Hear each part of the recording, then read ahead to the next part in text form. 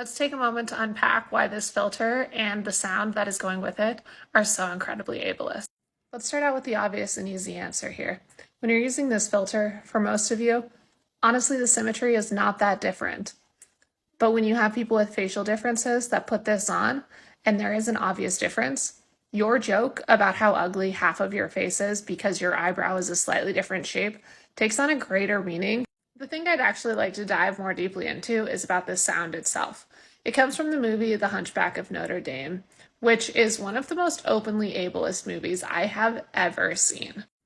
I think a lot of people who haven't watched it again as an adult remember this movie as an ugly guy who lived alone in a church, and this beautiful woman came, loved him, saved the day.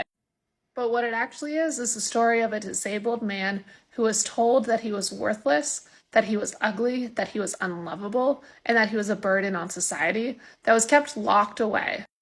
This sound and this movie not only depicts disabled people as ugly and deformed, it also presents them as unlovable.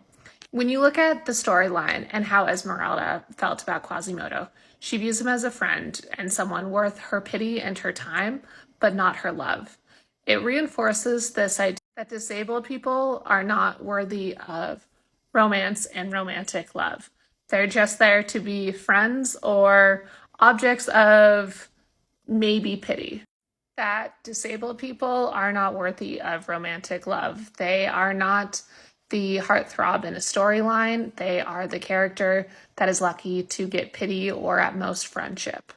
As someone who was born with skeletal differences and who was called the Hunchback or Quasimodo and had people imitating the way that my body naturally is, hearing this sound again over and over again on my feed reminds me of all of the times when I also felt that I was ugly, deformed, and unlovable.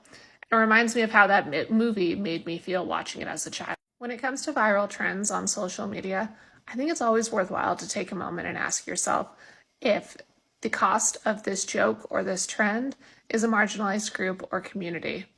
If the answer is yes, then I challenge you to come up with a better joke.